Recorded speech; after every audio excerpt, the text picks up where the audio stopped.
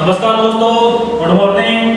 तो अपन ने पिछले क्लास में बात की थी कि प्रेगनेंसी डायग्नोसिस किस तरह से करते हैं और ऑर्गन्स होते हैं जो जेनेटल ऑर्गन्स होते हैं उनसे किस तरह से प्रेगनेंसी डायग्नोसिस करते हैं। तो आज बात करते हैं कि कौन से महीने में, जैसे कि 0 से 1 महीने में जब प्रेगनेंसी रहती है तो पशु कैसा रहता है और कैसा नहीं रहता, उसकी पीढ़ी का किस तरह से अनुभव लगा सकते हैं।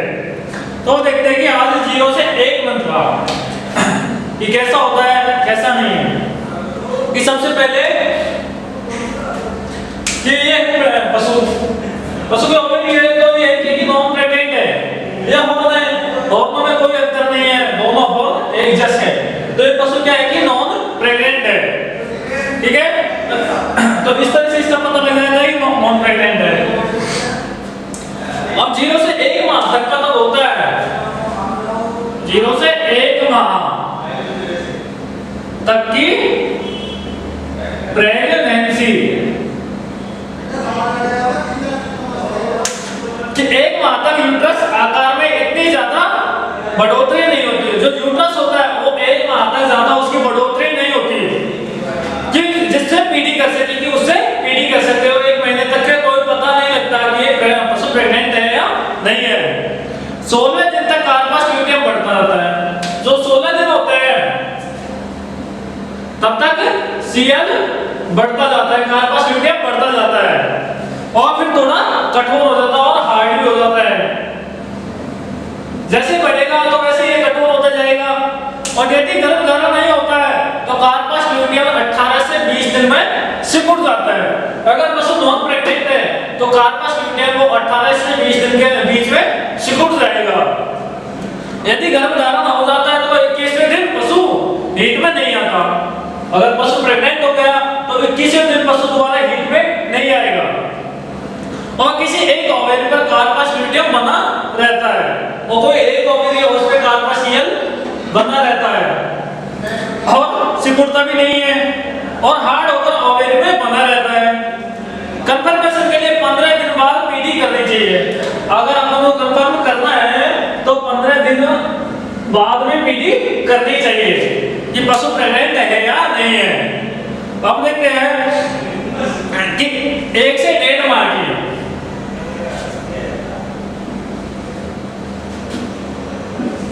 एक से 1.5 माह का पशु किस तरह से है।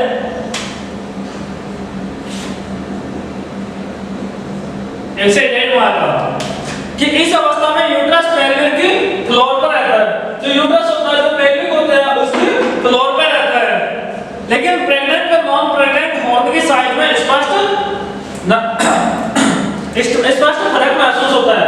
अब जैसे कि ये हॉर्न है, यूट्राइन हॉर्न है दोनों, तो ये क्या है कि पशु नॉन प्रेग्नेंट है तो इसके हॉर्न दोनों एक समान है, इसमें कोई अंतर नहीं है। तो इससे स्पष्ट पता लग रहा है कि पशु नॉन प्रेग्नेंट है।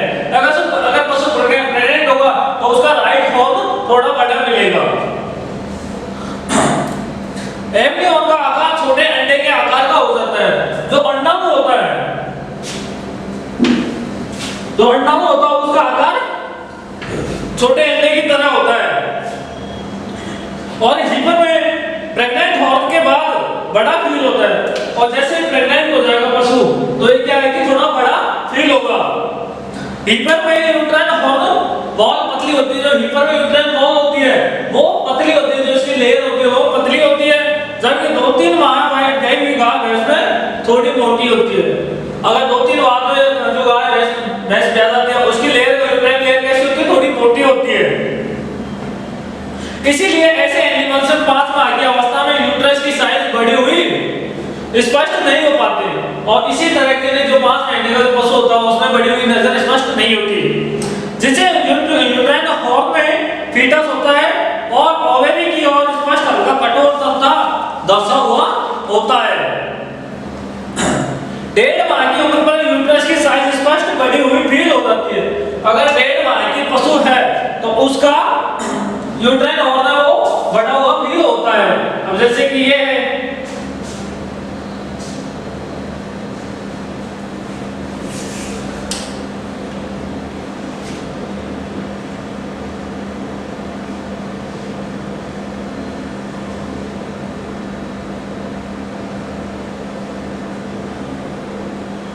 अब जैसे इसमें एक बड़ी है और एक छोटी है, तो यूट्राइन हॉर्न है वो बड़े फील होते हैं।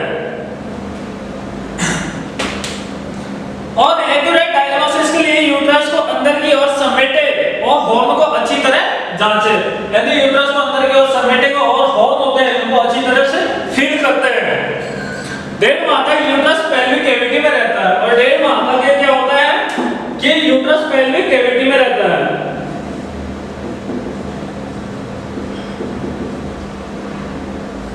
ये कितने दिन के? 1.5 माह की।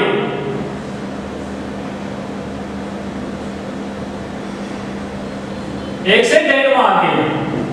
इसमें क्या है कि यूट्राइन हॉर्न तो बड़ा हो गए और पेल्विक कैविटी में यूट्रस रहेगा।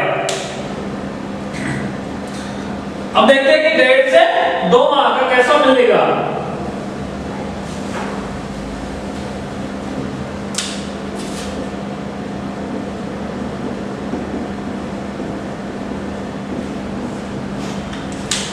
कि इस अवस्था में pregnant uterine horn pelvic cavity में थोड़ा नीचे खिसका रहता है। जो यूट्राइन हॉर्न होता है वो पेल्विक कैविटी होती है ना,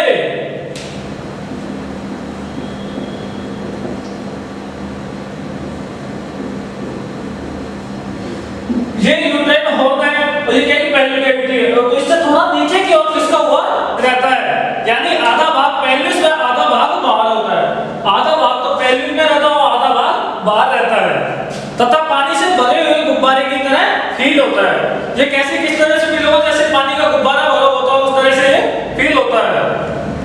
प्रेग्नेंट हॉर्न 6.5 से 7.5 सेंटीमीटर आकार का हो जाता है। जो प्रेग्नेंट हॉर्न होता है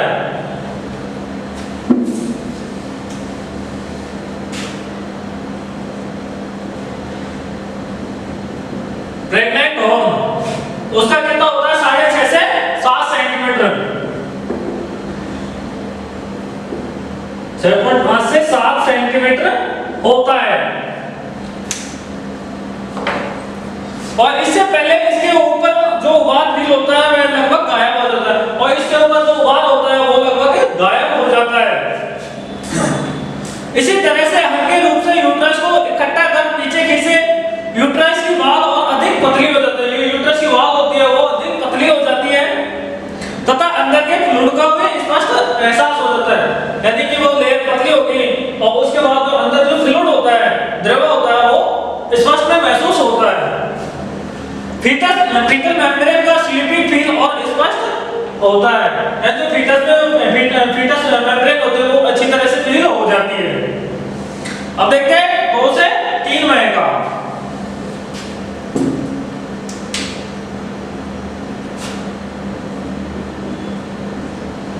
कि 2 से 3 माह का कैसा होता है कि यूट्रस पेल्विक से पूरी तरह बाहर हो जाता है और 8 से 10 सेंटीमीटर आकार का हो जाता है। इस अवस्था में नॉन प्रेग्नेंट हॉर्न की साइज में बढ़कर डबल हो जाता है। यानी कि नॉन प्रेग्नेंट जो साइज होती है उससे बढ़कर डबल हो जाता है तथा प्रेग्नेंट हॉर्न भी साइज और में अधिक बढ़ जाता है। जैसे कि प्रेग्नेंट हॉर्न है वो साइज में भी बढ़ेगी, जैसे कि उसकी प्रेगनेंसी का टाइम बढ़ेगा तो वो हॉर्न में बढ़ते जाएंगे। और यूट्रस की वाल भी अधिक पतली हो जाती है और वजन बढ़ने से यूट्रस पेल्विक कैविटी में नीचे की ओर खिसक जाता है। जैसे कि ये यूट्राइन हॉर्न है,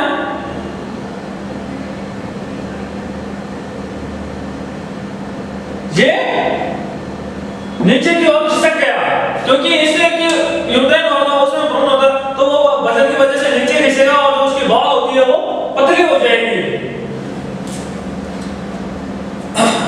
इस अवस्था में हर ओर से पेल्विक पाल्पेट किया जा सकता है। 3 माह की उम्र पर फीटस 10 से 15 सेंटीमीटर हो जाता है। इसके फीटस की लंबाई कितनी होती है? 10 से 15 सेंटीमीटर होती है किसकी? फीटस की। तथा आसानी से फील किया जा सकता है। तो कार्पस ल्यूटियम भी ओवेरी पर आसानी से फील किया जा सकता है। जो सीएल होता है इसे भी आसानी से फील किया जा सकता है। कब? 2 से 3 माह की प्रेगनेंसी में। इस अवस्था में यूट्रस नीचे खिसकने से सर्विक्स की आगे की ओर खिसक जाती है कैविटी में, तो सर्विक्स के नीचे वजन की वजह से खींचेगी और वो लंबी हो जाएगी और यूट्रस के वजन के कारण हल्की तिरछी हो जाती है। जैसे यूट्रस का वजन नीचे पेल्विक कैविटी में जाएगा तो वो हल्की तिरछी हो जाएगी। सर्विक्स के खींचने से वैजाइन में भी तनाव आता है। अगर सर्विक्स खींचेंगे तो वैजाइन में भी खिंचाव आएगा। इसके साथ ही बल्बर लिप्स में अंदर की ओर खिसक जाते हैं। जो बल्बर लिप्स होते हैं वो अंदर की तरफ खिसक जाते हैं। क्यों? क्योंकि जब वो पेल्विक यूट्राइन और यूट्रस होता है वो पेल्विक में चला जाता है। अब देखते हैं 3 से 5 माह का 3 से 5 माह की 3 से 5 माह की प्रेगनेंसी किस तरह से होती है वो देखते हैं कि यूट्रस का आकार बढ़ने से 4.5 माह की अवस्था में पूरी तरह से एब्डोमिनल कैविटी में चला जाता है। जैसे कि वो होता है यूट्राइन हॉर्न और वो पेल्विक कैविटी में पूरी तरह से चला जाता है।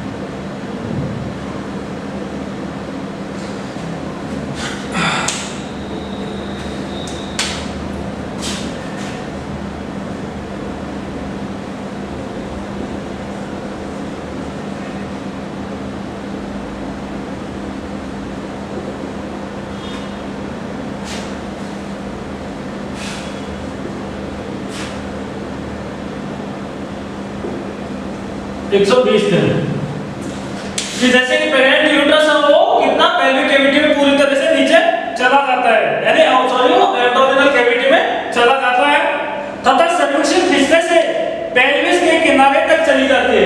अगर वो अपना एब्डोमिनल कैविटी में चला गया तो सर्विक्स में भी अच्छी तरह से खिंचाव आएगा और वो भी किनारे तक चली जाती है। 4 माह की प्रेगनेंसी के बाद यूट्रस की साइज से पाल्पेट करना मुश्किल होता है। जो यूट्रस की साइड होती है उससे पाल्पेट करना मुश्किल होता है। यूट्रस की वॉल में तनाव कम हो जाता है। जो यूट्रस की दीवार होती है उसमें तनाव कम हो जाता है और 4 माह बाद तो कॉर्क के जैसे बॉडी वाले छोटे कोटाइलाइडर भी फ्लूइड के ऊपर तैरते फील होते हैं। जो कॉर्क होती है इसके समान जो कोटिलिडन होते हैं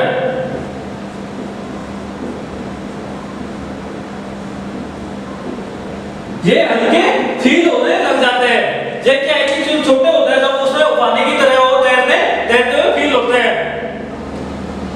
4 माह की अवस्था में फीटस की साइज 25 से 30 सेंटीमीटर हो जाती है। अगर 4 माह की जब फीटस होता है तो उस टाइम पे उसकी साइज कितनी हो जाती है?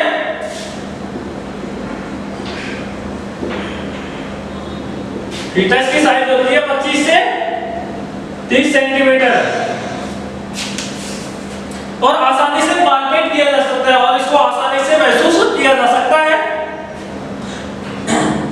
5 माह की अवस्था में साइज 35 से 40 सेंटीमीटर तक और 5 मंथ की होती है 35 से 40 सेंटीमीटर। 4 माह की अवस्था में यूट्राइन आर्टरी 3 मीटर भी फील हो जाती है जो कि प्रेगनेंसी के आखिरी समय तक बढ़ते जाते हैं। ऐसा मिडल यूट्राइन आर्टरी के फैलने के कारण होता है। यदि यूट्राइन आर्टरी को पेल्विस के शेप भाग को फील किया जा सकता है जब यह आर्टरी अंगूठे और अंगुली के बीच फिसलती है तो ऊपर उठती हुई लहर की तरह महसूस होती है, जिसे क्या कहते हैं? ट्रेमिटास। उसे ट्रेमिटास कहते हैं, यानी कि अंगूठे और अंगुली होती है उसके द्वारा फील करते हैं और वो ऊपर पानी की तरफ ऊपर उठी हुई फील होती है तो उसे क्या कहते हैं? ट्रेमिटास कहते हैं। वेजाइना हल्की गुलाबी रंग की और सफेद पीली हो जाती है तथा खिंचाव से सर्विक्स और अधिक तिरछी हो जाती है। यानी कि वो खिंचाव आएगा तो सर्विक्स अच्छी अधिक तिरछी हो जाती है। और 5 माह तक ये नॉर्मल हॉरिजॉन्टल पोजीशन से हटकर काफी बदल जाती है। ओवेरी तक पहुंचना मुश्किल हो जाता है, जो ओवेरी होती है उस तक पहुंचना मुश्किल हो जाता है। लेकिन प्रेग्नेंट होम के नीचे स्थित ओवेरी का कार्पस ल्यूटियम बना रहता है, यानी कि जो वहां तक ओवेरी तक पहुंचते हैं वहां तक क्या बना रहेगा, सीएल बना रहेगा। अब देखते हैं 5 माह से पार्चुरेशन तक।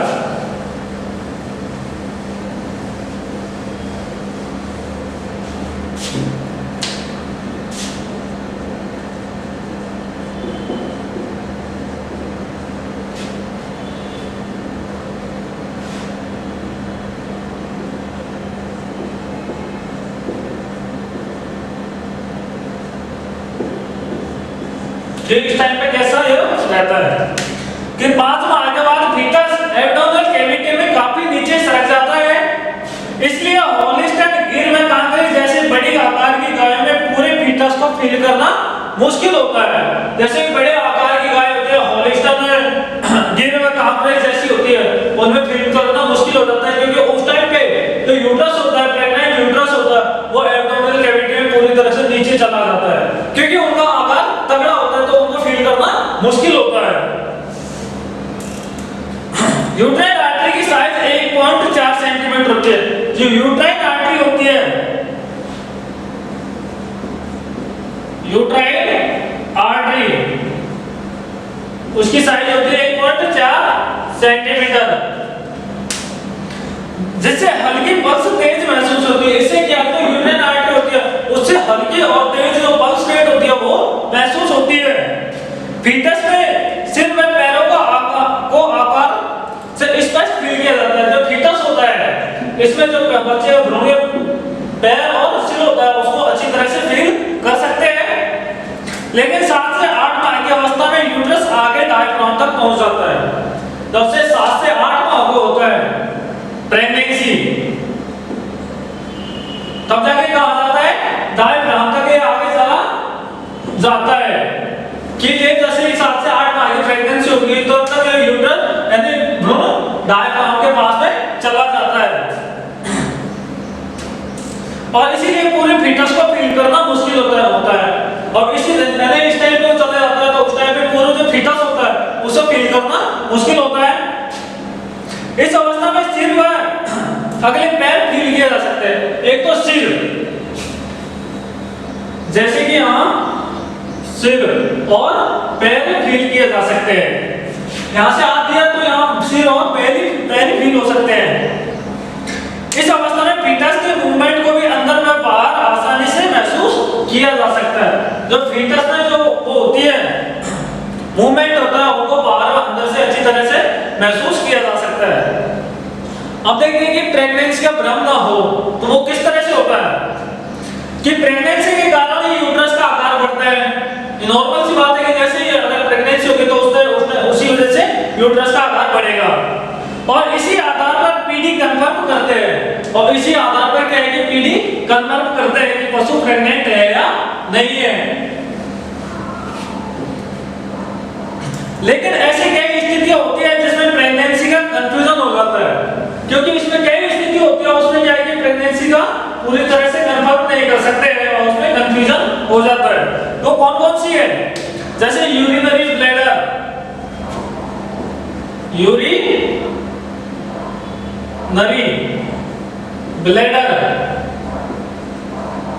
यूरिनरी ब्लैडर, बड़ी आंत का भाग, बड़ी आंत का भाग, pyometra mummified fetus, pyometra mummified fetus, tumour,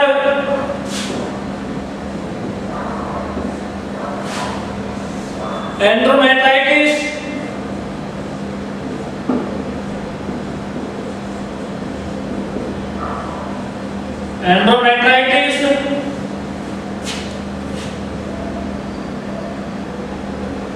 और ब्याने के बाद यूट्रस देरी से होना। इनकी वजह से क्या होता है कि जो पीढ़ी होती है वो पूरी तरह से कंफर्म नहीं कर सकते। जैसे कि ये बीमारी ब्लैडर है, बड़ी आंत का भाग होता है, पायोमेट्रा हो जाता है अगर पशु में, तो उनसे क्या होता है कि प्रेगनेंसी का पूरी तरह से कंफर्म नहीं कर सकते। तो क्या है कि इनसे कई बार पीढ़ी का महसूस नहीं हो सकता, क्योंकि अगर ये जैसे ट्यूमर हो गई, गांठ हो गई, तो उससे भी पीढ़ी कंफर्म नहीं कर सकते पशु प्रेग्नेंट है या नहीं है। अब देखते हैं कि अल्ट्रा एक्सरे में अल्ट्रासाउंड द्वारा किस तरह से पीढ़ी करते हैं।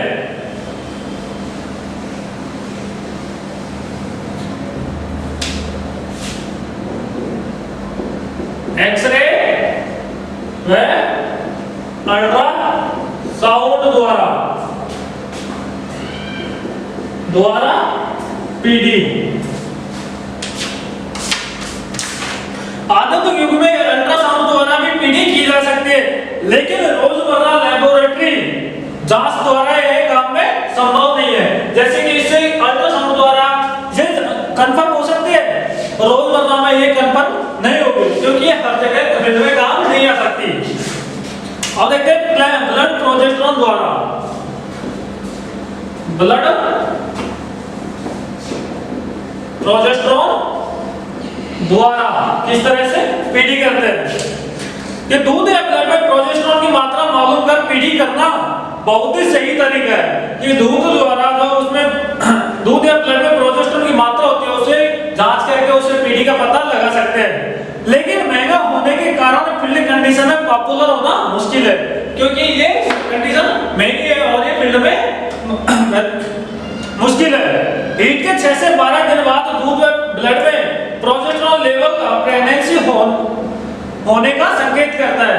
यानी कि जब होती है 6 से 12 दिन बाद जब दूध में ब्लड या प्रोजेस्टेरोन की मात्रा को जांच करते हैं, उस टाइम पे इसका पता लगता है। अब देखते हैं कि ब्लड एस्ट्रोजन